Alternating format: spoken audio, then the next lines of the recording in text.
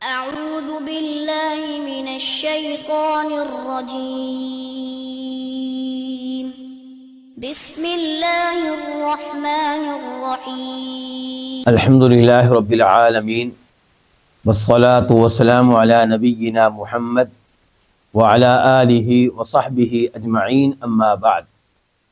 آج ہم ہیں الدرر البہیہ کے ساتھ، جس کے مؤلف ہیں امام شوکانی رحمہ اللہ، جو فوت ہوئے ہیں 1250 ہجری میں 1250، اور ہم پڑھ رہے ہیں اس کتاب کی اندرونی اور داخلی کتب میں سے 7ویں کتاب، جس کا نام ہے کتاب الحج۔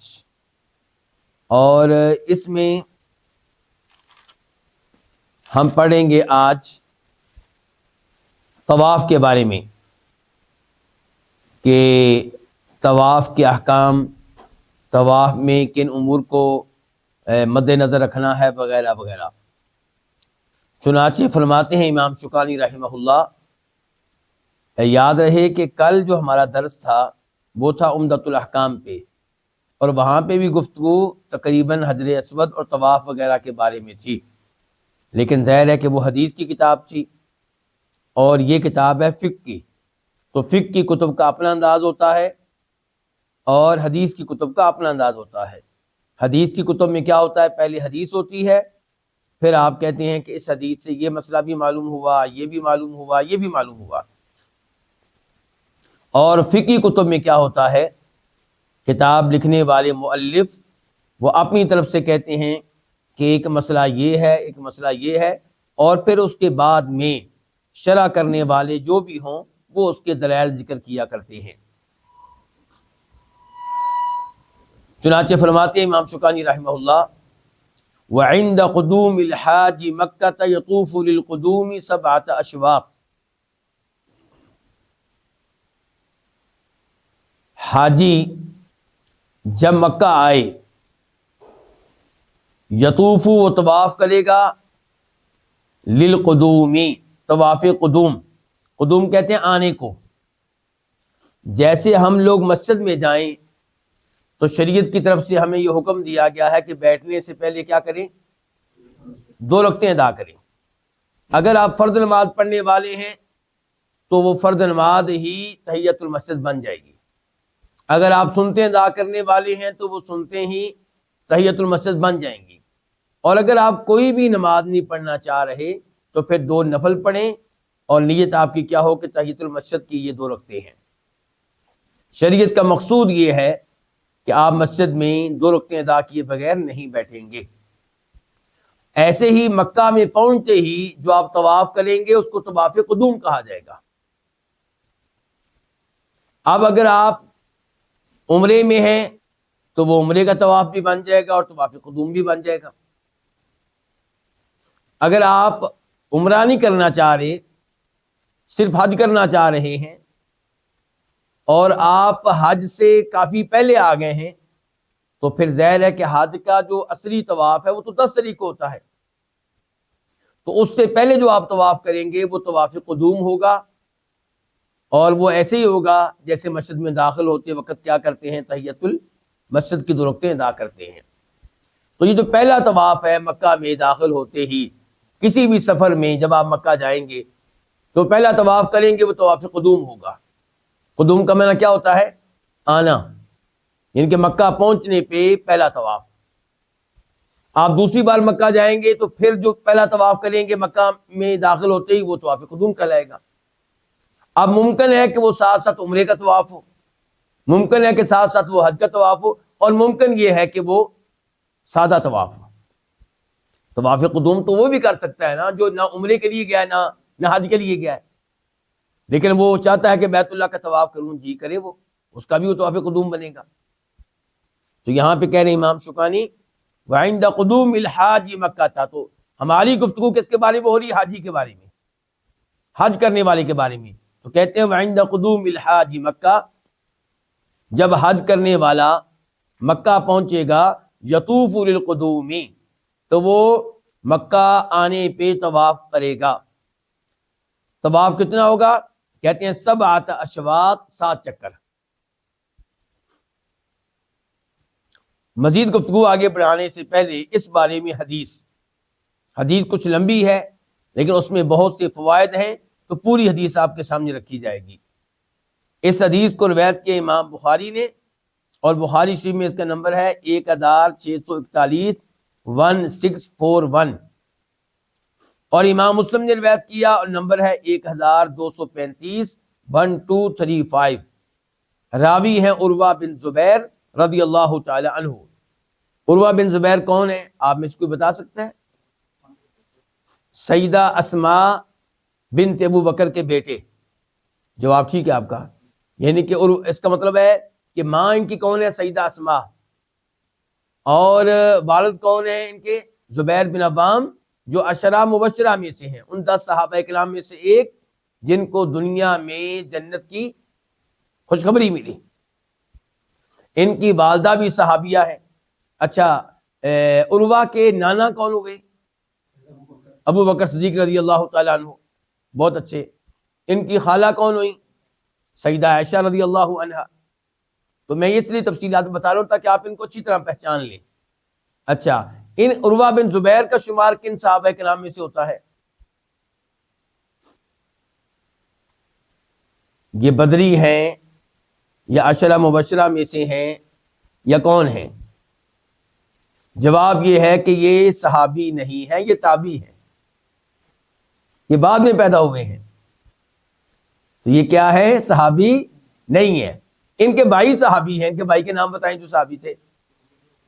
عبداللہ بن زبیر، عبداللہ بن زبیر رضی اللہ تعالی عنہ۔ تو یہ ہیں عروہ بن زبیر۔ تو بڑے بھائی ان کے صحابی، ان کی والدہ صحابیہ، ان کے والد صحابی، ان کے نانا صحابی، اور خود یہ کیا ہے؟ تابعی۔ لیکن ان کا بہت بڑا مقام ہے علمی لحاظ سے، انہوں نے بہت سی احادیث سیدہ عائشہ سے لیں اور امت تک پہنچائیں، کیونکہ ان کے کیا لگتے تھے؟ بھانجے۔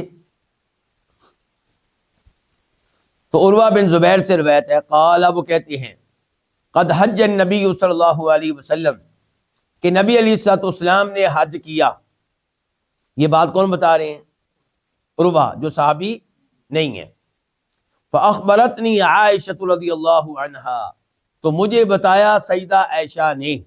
اب حدیث شروع ہو گئی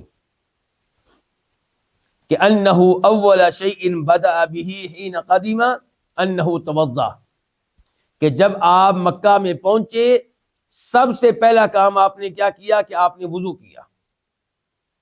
ثم طاف بالبیت، پھر آپ نے بیت اللہ کا طواف کیا۔ حدیث ابھی جاری ہے اور میں حدیث ابھی پڑھوں گا، حدیث مکمل نہیں ہوئی، لیکن ساتھ ساتھ چند مسائل کا تذکرہ بھی کرتا رہوں گا۔ ایک تو یہ کہ آپ نے آتے ہی پہلا کام کیا کیا ہے؟ وضو کیا ہے۔ یہ بات معلوم رہے کہ آپ علیہ الصلوۃ والسلام نے مکہ پہنچتے ہی آرام نہیں کیا۔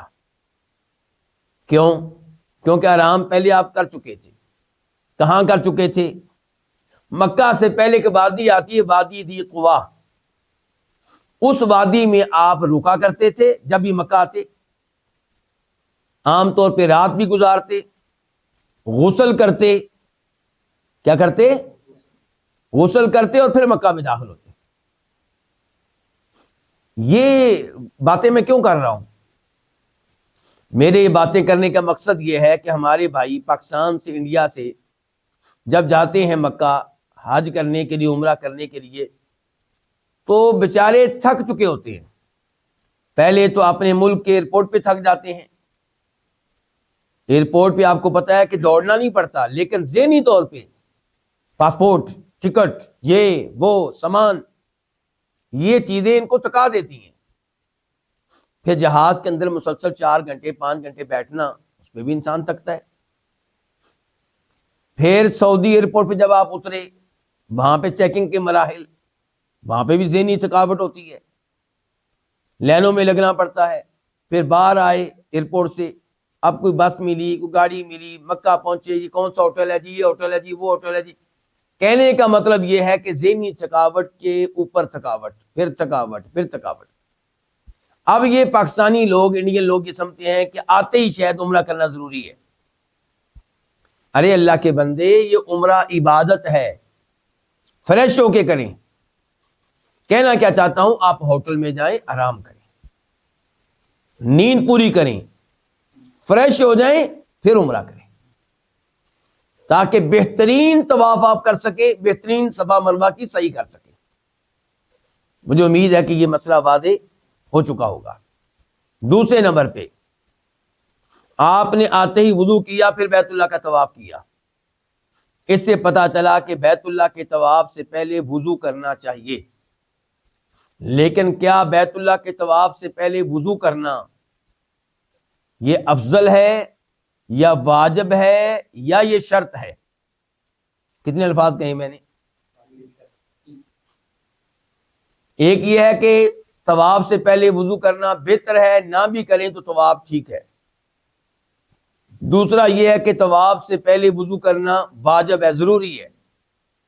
اور تیسرا یہ کہ شرط ہے، یہ نہیں کہ اگر آپ نے وضو نہیں کیا تو طواف ہوگا ہی نہیں۔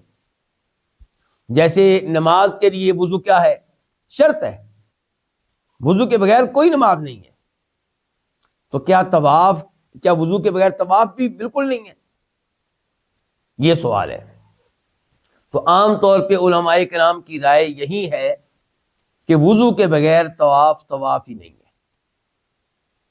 امام ابن تیمیہ رحمہ اللہ نے اور دیگر کئی علماء کرام نے واضح کیا ہے کہ بھائی طواف سے پہلے وضو ہونا چاہیے، لیکن وضو شرط نہیں ہے، وضو شرط نہیں ہے، وضو افضل ہے۔ آپ زیادہ سے زیادہ واجب کہہ لیں، اگرچہ واجب ہونے کی بھی کوئی واضح دلیل نہیں ہے، لیکن یہ کہنا کہ شرط ہے، یہ بہت بڑی بات ہے۔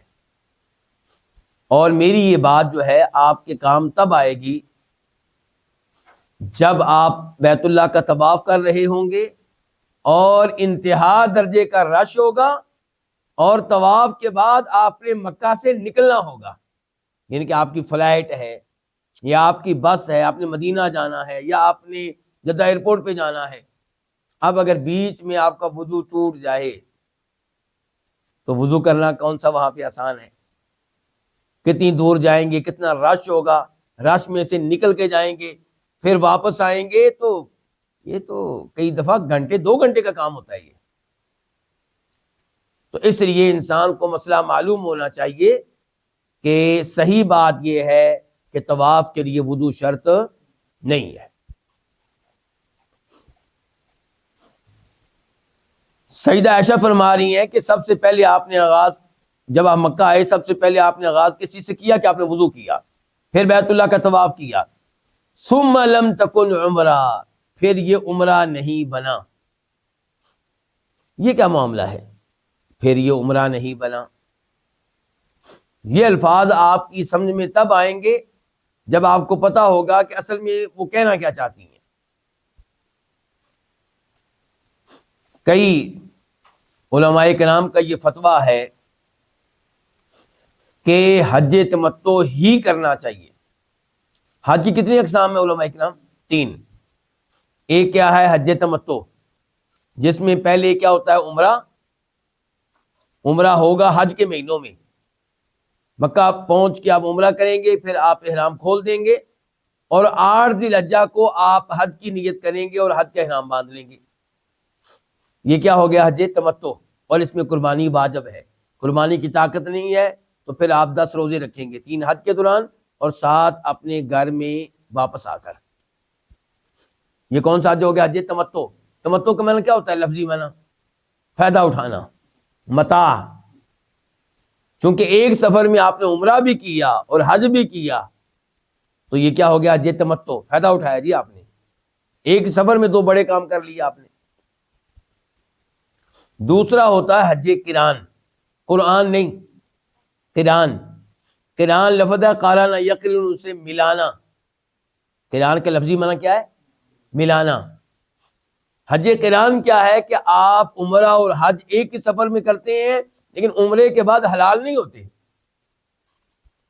بلکہ عمرہ اور حج آپس میں مکس ہو گئے ہیں، ان کے الگ شناخت باقی نہیں ہے۔ حج تمتع میں تو آپ کو پتا ہے کہ ابھی میں نے عمرہ کر لیا ہے، اب میں حلال ہو گیا ہوں۔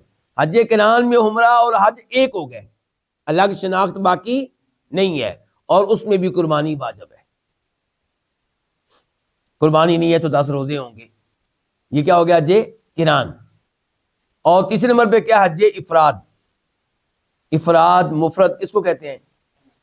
ایک کو، الگ کو کہہ لیں آپ، یعنی کہ اکیلا حج، عمرے سے الگ حج، اکیلا حج، اس میں عمرہ ہے ہی نہیں بالکل، تو یہ، اور اس میں قربانی واجب نہیں ہے۔ تو یہ 3 اقسام ہو گئی۔ تو کچھ علماء کرام کا یہ موقف ہے کہ اگر کوئی میقات سے اپنے ساتھ قربانی کا جانور لے کر آیا ہے، وہ تو حج قران کرے گا جیسا کہ اللہ کے نبی نے کیا تھا علیہ الصلوۃ والسلام، اور جو قربانی کا جانور لے کر نہیں آیا وہ حج تمتع ہی کرے، وہ حج قران یا حج افراد نہیں کر سکتا، حج قران یا حج افراد نہیں کر سکتا۔ چنانچہ ایک آدمی نے میقات سے نیت کی صرف حج کی، کس کی؟ صرف حج کی، مکہ پہنچا، اب مکہ پہنچ کے وہ طواف کرے گا، کون سا طواف؟ طواف قدوم، کیونکہ حج کا طواف تو 10 طریق ہوتا ہے، فی الحال وہ کیا کرے گا؟ طواف قدوم۔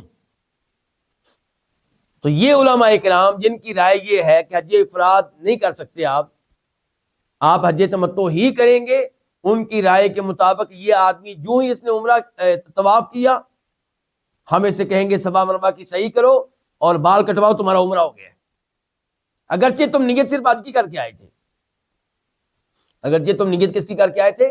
حج کی۔ اپنی نیت کو تبدیل کرو، اپنی نیت کو کیا کرو؟ اس کو کیا بنا لو؟ عمرہ بنا لو، آ کر طواف کرو، صفا مروہ کی صحیح کرو، بال کٹواؤ، تمہارا عمرہ ہو گیا۔ اور حج کی نیت کرنا 8 تاریخ کو۔ تو ان علماء کرام کے نزدیک حج افراد کی گنجائش نہیں ہے، کیا کرنا پڑے گا؟ حج تمتع، یا پھر میقات سے قربانی ساتھ لے کر آئیں تو حج قران آپ کر سکتے ہیں۔ تو سیدہ عائشہ انہی لوگوں کو جواب دے رہی ہیں۔ کیا جواب دے رہی ہیں؟ کہ نبی علیہ السلام نے طواف کیا تھا تو آپ کا طواف تو عمرے میں تبدیل نہیں ہوا تھا، سمجھیں؟ یعنی کہ حج تمتع نہیں بنا، وہ حج تمتع نہیں بنا۔ اور اس مسئلے کو میں مزید واضح کرنے کے لیے آپ کو لے کے چلتا ہوں شیخ عبد المحسن العباد کی طرف۔ کس کی طرف؟ شیخ عبد المحسن العباد، ان کی کتاب ہے تفسیر الناسک باحکام المناسک، اس کا صفحہ نمبر ہے 78۔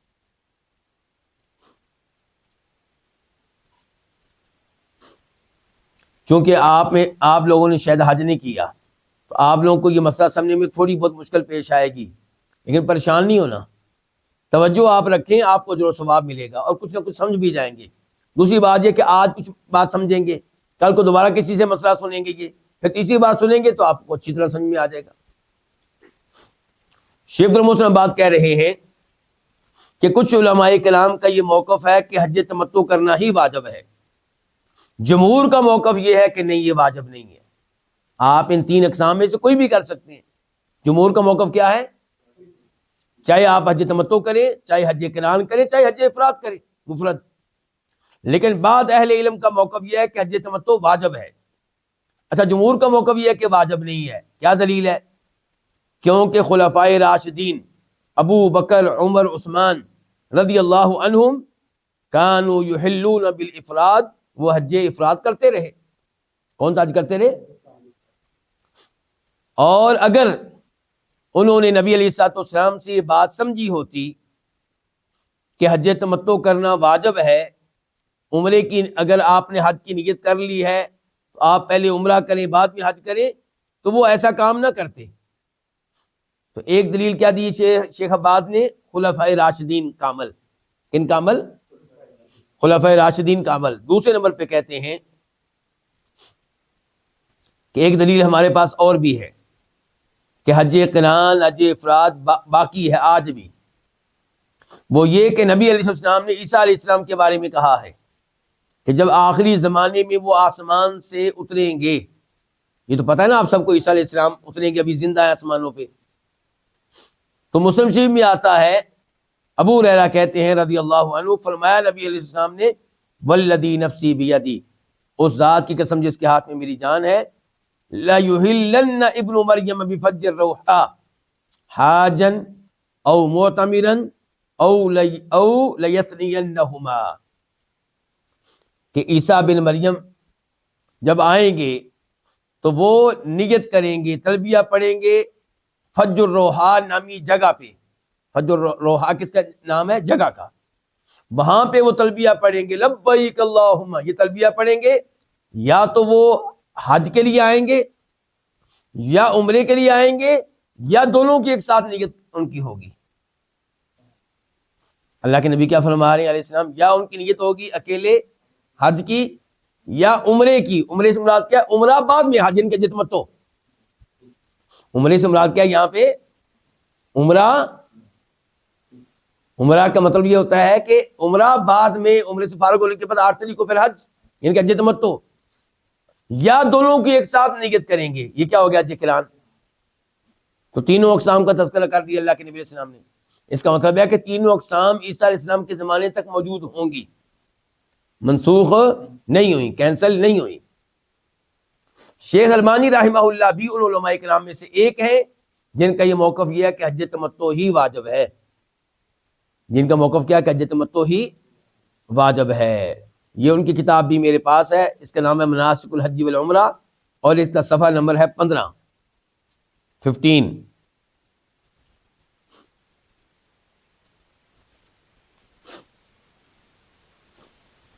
تو یہاں پہ فرما رہے ہیں کہ اگر اس کے پاس قربانی کا جانور ہے میقات پہ، پھر تو وہ نیت کرے گا حج قران کی، اور اگر قربانی کا جانور نہیں ہے تو پھر صرف عمرے کی نیت کرے، اور یہ اس کے اوپر واجب ہے۔ اور اگر وہ اس نے صرف حج کی نیت کی ہے تو اس کو کینسل کرے اور اس کو عمرہ بنا دے، اس کو کینسل کرے اور کیا بنا دے؟ عمرہ بنا دے۔ تو سیدہ عائشہ اور عروہ بن زبیر کے الفاظ جو آگے اس حدیث میں آئیں گے، ان کا مقصد یہی ہے کہ بھئی آج بھی اگر کوئی صرف حج کرنا چاہتا ہے تو وہ حج کر سکتا ہے، کوئی حج قران کرنا چاہتا ہے تو کر سکتا ہے، اور کوئی حج تمتع کرنا چاہتا ہے تو وہ بھی کر سکتا ہے۔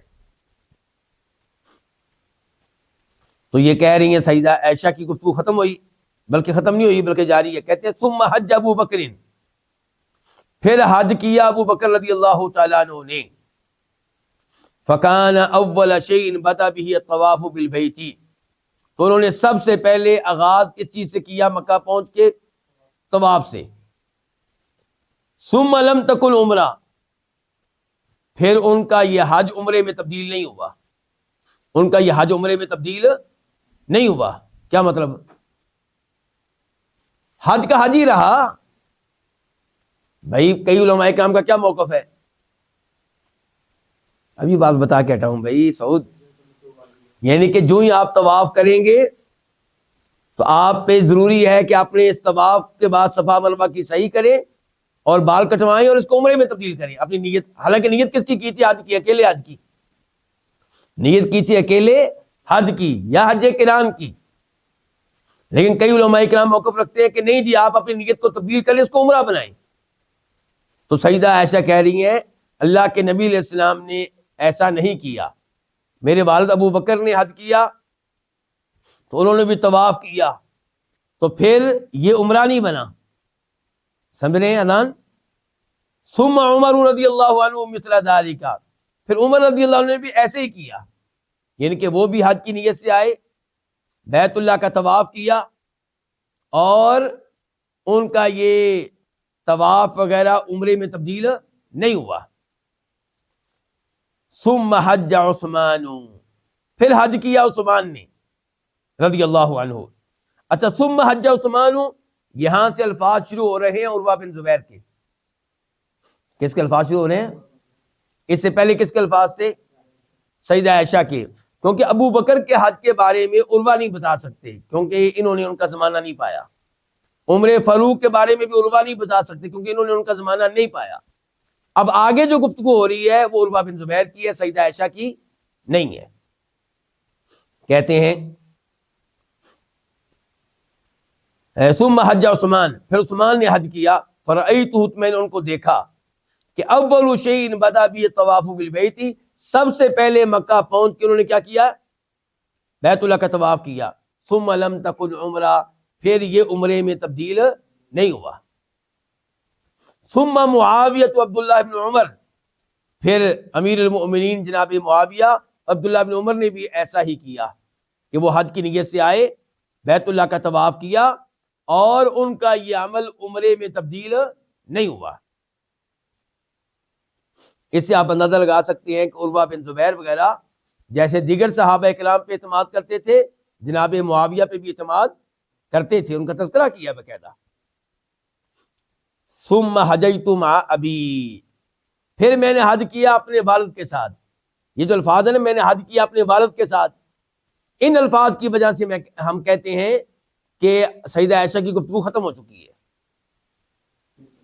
سیدہ عائشہ کی گفتگو ہوتی تو یہ نہ کہتی کہ پھر میں نے حج کیا اپنے والد کے ساتھ، کیونکہ والد کا آگے نام بھی آ رہا ہے زبیر بن عوام. تو یہ عروہ ہے، کہتے ثم حججت مع ابی، پھر میں نے حج کیا اپنے والد یعنی کہ زبیر بن عوام کے ساتھ.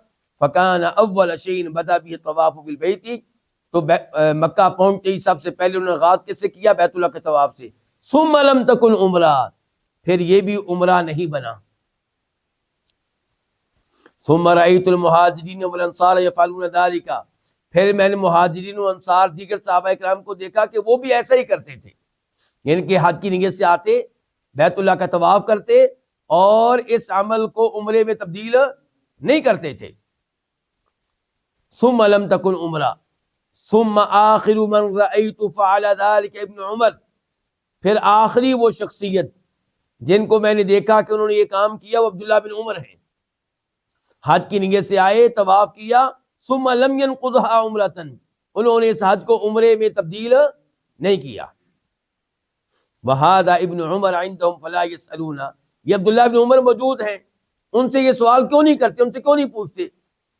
ولا احد ممن مضى، اور نہ ہی کسی ایک نے جو گزر چکی ہیں ان میں سے اپنے حج کو عمرے میں تبدیل کیا. ما كانوا يبدؤون بشيء، وہ کسی چیز سے آغاز نہیں کرتے تھے، حتى يضعوا اقدامهم من الطواف بالبيت، جب وہ طواف کے لیے آتے تو وہ طواف سے پہلے کوئی کام نہیں کرتے تھے. وہ سب سے پہلے کیا کام کرتے تھے؟ طواف کا. ثم لا يحلون، طواف کر کے حلال نہیں ہوتے تھے، اپنے حج میں قائم رہتے تھے. اپنے حج میں، یعنی کہ جو کہتے ہیں کہ حج تمتع واجب ہے، ان کے نزدیک تو یہ ہے نا کہ آپ طواف کریں، صفا مروہ کی صحیح کریں، بال کٹوائیں، حلال ہو جائیں. وہ کہتے ہیں نہیں، ایسا تو نہیں ہوتا تھا. پھر کہتے ہیں وقد رأیت امی وخالتی، میں نے اپنی والدہ کو دیکھا. ہاں جی، والدہ کا نام کیا ہے؟ ہاں جی حسان بتائیں گے ان کی والدہ کا نام؟ عروہ بن زبیر کی ابھی میں نے بتایا. ہاں جی آپ لوگ بتائیں. سیدہ اسماء، سیدہ اسماء. کہتے ہیں پھر میں نے دیکھا اپنی والدہ کو، وہ خالتی، اور اپنی خالہ کو. خالہ کون ہوئی؟ سیدہ عائشہ. حین تقدمانی، جب یہ دونوں آتی تھیں، یعنی کہ مکہ میں آتی تھی.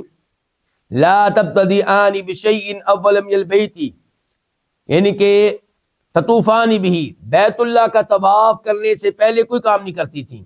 تطوفان بھی، آ کر بیت اللہ کا طواف کرتی تھی. ثم لا تحلانی، پھر وہ حلال نہیں ہوتی تھی، احرام کھولتی، یعنی کہ اس کو عمرے میں تبدیل نہیں کرتی تھی. وقد اخبرتنی امی، اور مجھے بتایا ہے میری والدہ نے. کون؟ سیدہ اسماء. ایسا کیسے ہو سکتی؟ انہا احلت ہیا، کہ انہوں نے نیت کی تھی، تلبیہ پڑھا تھا. انہوں نے، کنہوں نے؟ سیدہ اسماء نے، وہ خود بتا رہی ہیں اپنے بارے میں. اختو، اور ان کی بہن نے. بہن کون؟ سیدہ عائشہ. والزبیر، اور زبیر نے، یعنی کہ ان کے شوہر نے. وفلان وفلان، اور فلان فلان صحابی نے، عبد الرحمن بن عوف، عثمان بن عفان. بعمرۃ، انہوں نے تلبیہ پڑھا عمرے کا. فلما مسح الرکن، تو جب انہوں نے حجر اسود کو چھو لیا، یعنی کہ طواف کر لیا، تو حلو، وہ حلال ہو گئے تھے. یہ آخری ایک لائن میں کیا بتا رہے ہیں کہ جب انہوں نے نیت کی تھی حج تمتع کی، کس کی نیت کی تھی؟ حج تمتع کی. تو اور وہ موقع وہ تھا کہ جب وہ بھی تھی میری والدہ اور سیدہ عائشہ اور زبیر اور فلاں فلاں صحابی، تو عمرے کی نیت کی تھی. تب انہوں نے طواف کیا، صفا مروہ کی صحیح کی تو حلال ہو گئے تھے. لیکن جب صرف حج کی نیت کر کے آتے تھے تو حج کو حج ہی رکھتے تھے، حج کو عمرے میں تبدیل نہیں کرتے تھے، حج کو حج تمتع میں تبدیل نہیں کرتے تھے. تو کہنا یہ چاہتے ہیں سیدہ عائشہ بھی، عروہ بن زبیر بھی، کہ حج تمتع کرنا واجب نہیں ہے. حج تمتع کرنا واجب آپ کے لیے اختیار ہے کہ آپ حج تمتع کریں یا حج قران کریں یا حج افراد کریں. لیکن آخری بات بتانا چاہتا ہوں کہ اس میں کوئی شک و شبہ نہیں کہ اگر کوئی صرف حج کی نیت کر کے جاتا ہے یا حج قران کی نیت کر کے جاتا ہے اور قربانی کا جانور ساتھ لے کر نہیں جا رہا اور بیت اللہ کا طواف کرتا ہے تو اس کے لیے افضل یہی ہے، واجب نہیں، افضل ہے کیا کہ اب وہ صفا مروہ کی صحیح کرے، بال کٹوائے اور اس کو عمرے میں تبدیل کر دے. حالانکہ نیت کیا لے کر آیا تھا؟ حج کی. نیت کیا لے کر آیا تھا؟ حج کی. لیکن افضل اس کے لیے کیا ہے کہ وہ حج کو حج تمتع بنا دے اور اس کی شکل یہی ہے کہ طواف کرے، صفا مروہ کی صحیح کرے، بال کٹوائے، احرام کھول دے اور 8 تاریخ کو وہ حج کے لیے احرام باندھے. مجھے امید ہے کہ کافی حد تک مسئلہ آپ کو سمجھ میں آ گیا ہوگا. ہاں جی، اذان سمجھ گئے؟ حسن کوئی سمجھے؟ آپ لیٹ آئے نا اصل میں. چلیں، کچھ بات گفتگو پہلے ہو چکی تھی اصل میں. چلیں، تو بہرحال امام شوکانی نے اوپر کیا کہا تھا کہ جب حاجی مکہ آئے گا تو طواف قدوم کرے گا، اور طواف قدوم میں کتنے چکر ہیں؟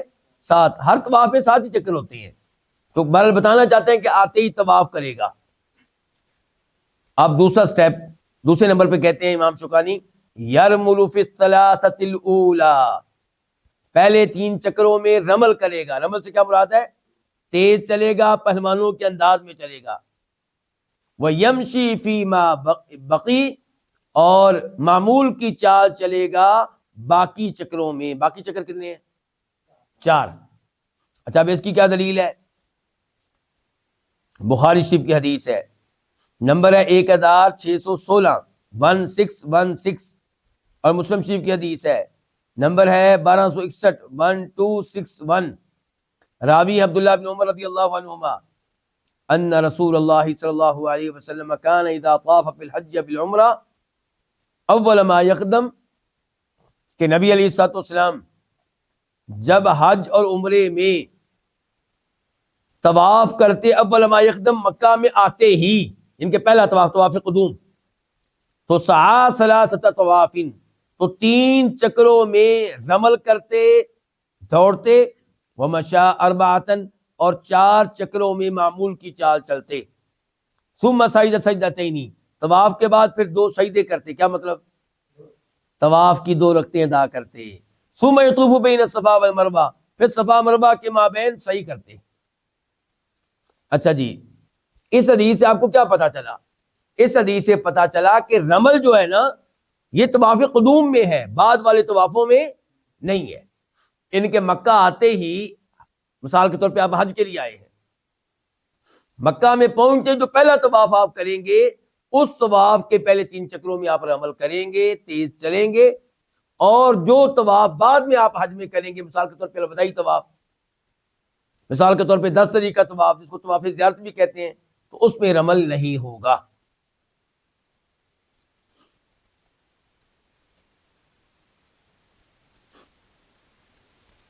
امام شوکانی فرماتے ہیں وَيُقَبِّلُ الْحَجَرَ الْأَسْوَدَ أَوْ يَسْتَلِمُهُ بِمِحْجَنٍ وَيُقَبِّلُ الْمِحْجَنَ وَنَحْبَهُ، اور وہ بوسہ دے گا، وہ کون؟ حاجی کی بات ہو رہی نا، اور وہ بوسہ دے گا حجر اسود کو، او یستلمہ، یا اس کا استلام کرے گا، اس کو ہاتھ لگائے گا، نہیں معذرت، حجر اسود کو بوسہ دے گا، او یستلمہ بمحجن، یا اس کا استلام کرے گا لاٹھی کے ساتھ، ان کو اس کو لاٹھی لگائے گا. وَيُقَبِّلُ الْمِحْجَنَ وَنَحْوَهُ، اور لاٹھی وغیرہ کو بوسہ دے گا. یعنی کہ اگر آپ نے حجر اسود کو لاٹھی لگائی ہے یا اس جیسی کوئی اور چیز لگائی ہے، ہاتھ لگایا مثال کے طور پہ، تو پھر جو چیز لگائی ہے اس کو بوسہ دیں گے آپ. اب اس کی دلیل کی طرف آ جائیں. بخاری شریف کی حدیث ہے، نمبر ہے 1607 1607، اور مسلم شریف کی حدیث ہے 1272 1272 راوی ہیں عبداللہ بن عباس رضی اللہ عنہما، کہتے ہیں کہ ان رسول اللہ صلی اللہ علیہ وسلم طاف فی حجۃ الوداع علی بعیر، کہ نبی علیہ الصلوۃ والسلام نے حجۃ الوداع میں اونٹ کے اوپر طواف کیا تھا۔ اس کے اوپر طواف کیا تھا؟ اونٹ کے اوپر۔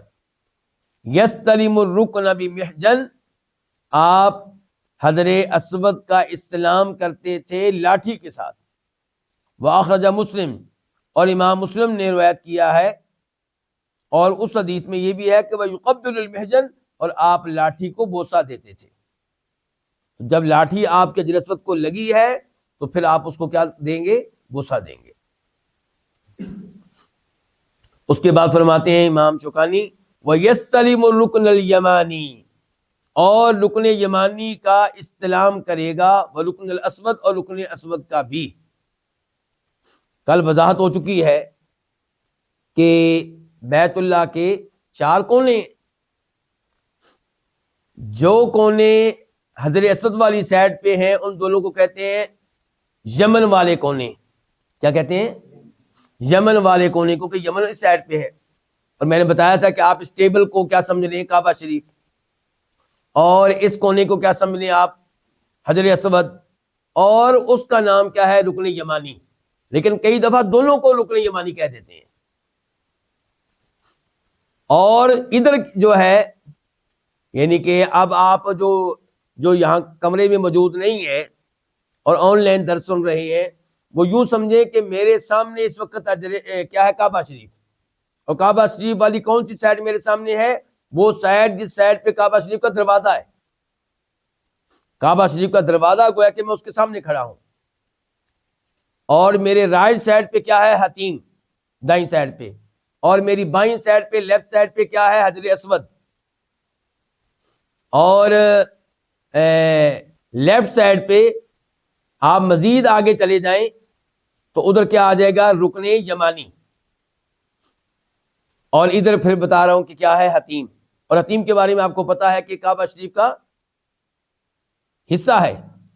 حتیم کیا ہے؟ کعبہ شریف کا حصہ ہے، لیکن سارا حتیم نہیں، کیونکہ اب جو حتیم کی جو دیوار کر دی گئی ہے، ایک ہے کعبہ کی دیوار، اس کی بات نہیں کر رہا۔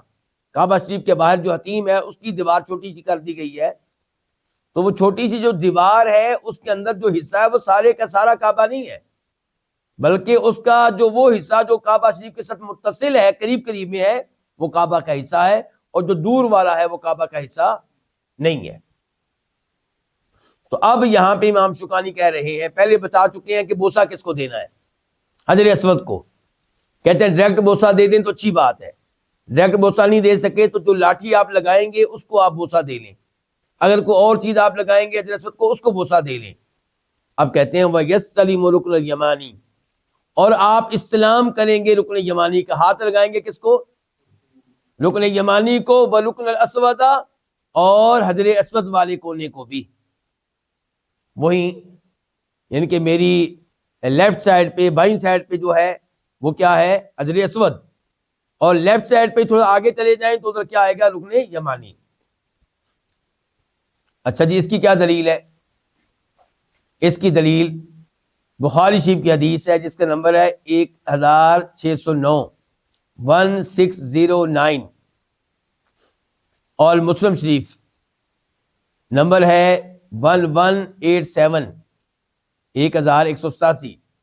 راوی عبداللہ بن عمر رضی اللہ عنہما، کہتے ہیں کہ لم ارا رسول اللہ صلی اللہ علیہ وسلم یمس الا الیمانیین، کہ میں نے نبی علیہ الصلوۃ والسلام کو نہیں دیکھا کہ آپ بیت اللہ کے کونے کو ہاتھ لگاتے ہوں، مس کرتے ہوں، ٹچ کرتے ہوں، سوائے ان 2 کونوں کے جو یمن کی سائڈ پہ ہیں، اور وہ کون سے؟ رکن یمانی اور حجر اسود والا۔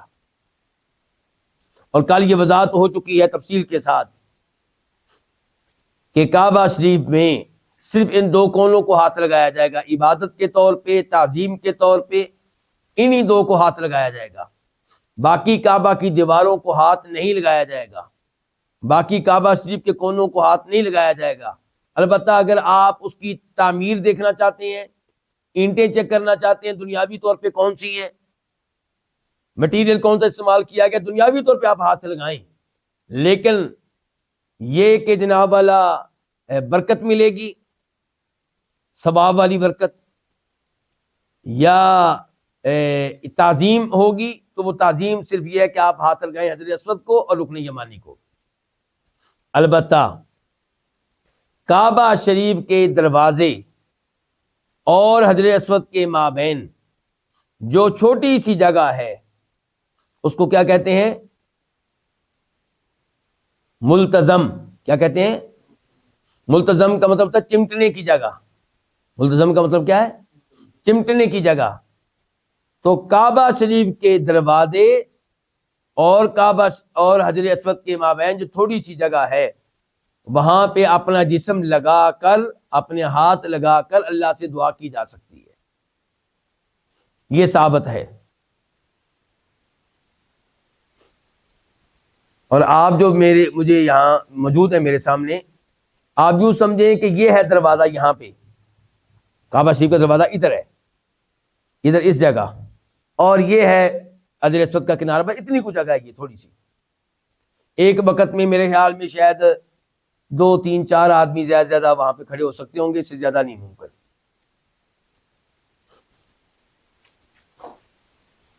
اور باقی جو کعبہ شریف کے کونے ہیں ان کو ہاتھ لگانا ہے کہ نہیں لگانا، کل روایات ذکر کی جا چکی ہیں، چونکہ اس درس کا اس درس سے کوئی تعلق نہیں ہے، یعنی کہ جب ریکارڈنگ کی شکل میں درس کل کو سامنے آئے گا تو اس کا اس کا آپس میں کوئی تعلق واسطہ نہیں ہوگا، اس لیے یہ باتیں دوبارہ میں ذکر کر دیا کرتا ہوں کہ مسند احمد کی روایت ہے کہ یعلا بن امیہ رضی اللہ عنہ کہتے ہیں کہ میں جناب عمر فاروق کے ساتھ طواف کر رہا تھا، اور جب کعبہ کا وہ کونا آیا جو دروازے کے بعد ہے اور حتیم کے پاس ہے، کون سا ہوا؟ یہ والا، حتیم کے ساتھ، ان کی میری رائٹ سائڈ پہ، میری دائیں سائڈ پہ حتیم کے پاس یہ کونا آیا، تو یعلا بن امیہ نے جناب عمر فاروق کے ہاتھ کو پکڑا تاکہ ان کا ہاتھ کعبہ کے اس کونے کے ساتھ وہ لگا سکیں۔ تو جناب عمر فاروق نے کہا یعلا، کیا تو نے نبی علیہ الصلوۃ والسلام کے ساتھ یہاں پہ طواف نہیں کیا تھا؟ کہنے لگے کیا تھا۔ تو جناب عمر فاروق کہنے لگے کیا اللہ کے رسول نے اس کونے کو ہاتھ لگایا تھا؟ یعلا کہنے لگے نہیں۔ عمر فاروق کہنے لگے پھر پیچھے ہٹ جاؤ، لقد کان لکم فی رسول اللہ اسوۃ حسنہ، نبی علیہ الصلوۃ والسلام ہمارے لیے بہترین نمونہ اور آئیڈیل ہے۔ اور کل بھی میں یہ بات بتانا چاہتا تھا لیکن کل رہ گئی، آج ذرا توجہ کیجئے گا۔ آج جب ہم اپنے بھائیوں کو روکتے ہیں تیجا سے، 7ویں سے، 40ویں سے، برسی سے، عرس سے، وہ کہتے ہیں کہاں منع کیا ہے نبی علیہ الصلوۃ والسلام نے؟ بتاؤ اللہ کے نبی نے منع کیا؟ ہم کہتے ہیں اللہ کے رسول نے کام نہیں کیا، وہ کہتے ہیں منع کیا، تو بتاؤ جب آپ نے کیا نہیں تو منع بھی تو نہیں کیا نا۔ تو یہاں پہ کیا کہہ رہے ہیں جناب عمر فاروق یعلا کو کہ نبی ہم نے اس کونے کو ہاتھ کیوں نہیں لگانا؟ کیونکہ اللہ کے رسول نے نہیں لگایا، جبکہ یعلا آگے سے کہہ سکتے تھے اللہ کے رسول نے لگایا نہیں تو منع بھی تو نہیں کیا نا۔ لیکن نہیں، آپ عبادات مکمل بتا کر گئے ہیں، دین مکمل دے کر گئے ہیں۔ دنیاوی امور میں کیا ہے؟ آپ جو چاہیں سو کریں، ان امور سے آپ دور رہیں گے جن سے شریعت نے منع کر دیا، اور دینی معاملات میں، عبادت کے معاملات میں جو کام آپ نے کیا وہ کریں گے، جو نہیں کیا وہ نہیں کریں گے۔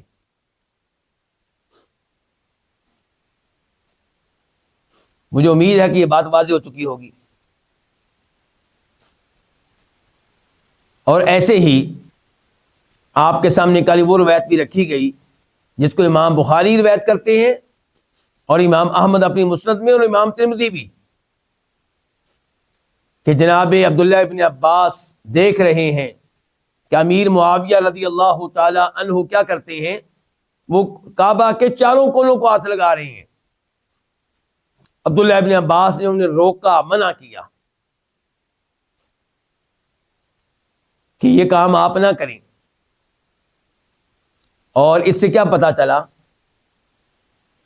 کہ اپنے دوست احباب کو، رشتہ داروں کو شریعت کی خلاف ورزی سے منع کرنا چاہیے۔ عمر فاروق نے بھی منع کیا کس کو؟ یعلا بن امیہ کو، اور ادھر عبداللہ بن عباس منع کر رہے ہیں کہ اس کو امیر معاویہ کو. تو اگر میری فیملی میں کوئی تیجا کر رہا ہے، ساتواں کر رہا ہے، برسی کر رہا ہے، عرس کر رہا ہے، عید میلاد النبی صلی اللہ علیہ وسلم منا رہا ہے، تو مجھے روکنا چاہیے اچھے انداز سے، پیار کے ساتھ، اخلاق کے ساتھ. مجھے بتانا چاہیے کہ نبی علیہ الصلوۃ والسلام سے محبت واجب ہے، ضروری ہے، ہمارے ایمان کا حصہ ہے. لیکن محبت کے نام پہ وہ کام کرنا جو اللہ کے رسول نے نہیں کیا. عید میلاد النبی والے بھائی یہ بھی کہتے ہیں نا کہ اللہ کے رسول نے اگر کی نہیں تو منع بھی تو نہیں کیا نا. تو بھئی آپ نے کام کیوں نہیں کیا جبکہ آپ کو اپنے یوم ولادت کا بھی علم تھا، اور اپنے حقوق خود آپ نے بتانے تھے، کسی اور نے تو نہیں بتانے تھے. ہمیں کس نے بتایا کہ اللہ کے نبی کے کیا حقوق ہیں ہمارے اوپر؟ اللہ کے نبی نے بتایا میرے اوپر درود پڑھو تو یہ ہوگا، سلام پڑھو تو یہ ہوگا. تو نبی علیہ السلام یہ بھی بتا کر جاتے کہ میرے یوم پیدائش کو آپ نے یوم تہوار کے طور پہ منانا ہے، اس دن اس کو عید کے طور پہ منانا ہے. لیکن آپ نے ایسا نہ بتایا نہ ایسا کیا. تو جب آپ نے ایسا نہیں کیا تو ہم نہیں کریں گے، جیسا کہ جناب عمر فاروق یا اللہ سے کہہ رہے ہیں کہ ہم یہ کام نہیں کریں گے کیونکہ اللہ کے رسول نے نہیں کیا. اب امیر معاویہ یہ کام کر رہے ہیں. عبداللہ بن عباس نے کہا کہ نبی علیہ الصلوۃ والسلام جب تشریف لاتے تھے تو آپ صرف 2 کونوں کا استلام کرتے تھے، ایک حجر اسود والے کونے کا اور ایک رکن یمانی کا. تو اب جناب معاویہ کہنے لگے لم یکن شیء من البیت مہجورا، کہ یہ بیت اللہ کا عظیم گھر ہے، اس کے کسی بھی حصے سے ہم اعراض نہیں کریں گے، کسی بھی حصے کو نہیں چھوڑیں گے. یعنی کہ ادھر بھی ہاتھ لگائیں گے، ادھر بھی لگائیں گے. کون کہہ رہے ہیں؟ معاویہ رضی اللہ تعالیٰ عنہ. تو مسند احمد کے الفاظ ہیں کہ آگے سے عبداللہ بن عباس نے کہا لقد کان لکم فی رسول اللہ اسوۃ حسنہ، کہ اللہ تعالیٰ یہ کہتے ہیں کہ نبی علیہ السلام تمہارے لیے بہترین نمونہ ہے. تو معاویہ نے کہا صدقتہ، کہ آپ درست کہہ رہے ہیں، آپ کا موقف ٹھیک ہے. تو میرے بھائیوں یہ ہے احتیاط دین کے معاملے میں، کہ ہم نے عبادت ویسے کرنی ہے جیسے اللہ کے رسول نے کیا علیہ السلام. جو کام آپ نے کیا ہم کریں گے، جو نہیں کیا وہ ہم نہیں کریں گے.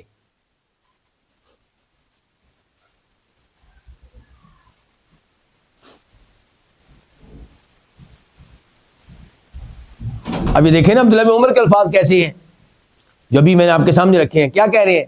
کہتے کہ میں نے نہیں دیکھا نبی علیہ الصلوۃ والسلام کو کہ آپ نے مس کیا ہو، ہاتھ لگایا ہو، مگر ان 2 کونوں کو جو یمن کی سائڈ پہ ہیں، رکن یمانی اور حجر اسود.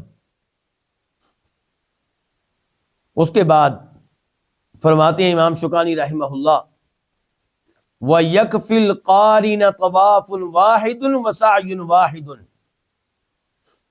اور قران کرنے والے کے لیے جو حج قران کر رہا ہوگا. حج قران کے بارے میں گفتگو ہو چکی ہے. کیا حج قران کون بتائے گا؟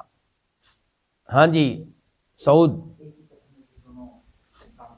ایک ہی سفر میں اور ایک ہی نیت میں، یعنی کہ جب آپ داخل ہوں گے تو آپ کی نیت ہوگی، آپ کہیں گے لبیک اللہم عمرۃ وحجہ، اے اللہ میں عمرے اور حج کے لیے ایک ساتھ حاضر ہوں. البتہ اس کی دوسری شکل بھی ہو سکتی ہے. وہ کیا؟ کہ آپ نیت کریں وہاں سے میقات سے صرف حج کی، اور بعد میں آپ نیت کر لیں کہ اس کی، وہ تو خیر حج تمتع بن جائے گا. لیکن اس کے الٹ ہو سکتا ہے. الٹ کیا ہو سکتا ہے؟ کہ آپ نے نیت کی ہے حج تمتع کی، یعنی کہ عمرے کی. کس کی نیت کی ہے؟ عمرے کی. اور پروگرام آپ کا یہ تھا بعد میں حج بھی کروں گا. عمرہ آپ نے نیت کی اور پھر آپ نے حلال ہوئے بغیر، عمرہ کر کے حلال ہوئے بغیر اوپر سے حج کی نیت کر لی تو پھر بھی حج قران بن جائے گا. جیسے سیدہ عائشہ تھیں، سیدہ عائشہ جب آئی تھیں تو وہ بھی عمرہ کرنا چاہ رہی تھی. مکہ میں پہنچی تو عمرہ کرنا چاہ رہی تھی تاکہ ان کا کیا بن جائے؟ حج تمتع. لیکن وہ ان کو مینسز آ گئے، حیض کا خون شروع ہو گیا، اور ابھی حیض کا خون ختم نہیں ہوا تھا، منقطع نہیں ہوا تھا کہ اوپر سے حج شروع ہو گیا. تو پھر آپ علیہ الصلوۃ والسلام کے حکم سے انہوں نے حج کی بھی نیت کر لی تھی، اور علماء کرام کہتے ہیں یہ ان کا کیا بن گیا؟ حج قران بن گیا. تو یہاں پہ کہہ رہے ہیں امام شوکانی کہ حج قران کرنے والے کے لیے طواف واحد، ایک ہی طواف کافی ہے، وسعی واحد، اور صفا مروہ کی ایک سعی کافی ہے۔ سمجھے علماء کرام؟ نہیں آپ سمجھے؟ پہلے آپ حج تمتع والے کو سمجھیں تو پھر آپ کو سمجھ آئے گی اس بات کی۔ حج تمتع والا پہلے کیا کرتا ہے؟ عمرہ کرتا ہے۔ اچھا عمرہ کرے گا تو اس میں ایک طواف کرے گا کہ نہیں کرے گا؟ کرے گا، اس طواف کے بغیر عمرہ ہوگا ہی نہیں۔ اچھا پھر وہ 8 تاریخ کو نیت کرے گا حج کی، 8 تاریخ کو چلا جائے گا مینا، 9 تاریخ کو جائے گا عرفات، رات کو آ جائے گا مزدلفہ، 10 تاریخ کو پھر آئے گا مینا۔ اب 10 تاریخ کو وہ طواف کرے گا حج کا۔ کس کا طواف کرے گا؟ حج کا۔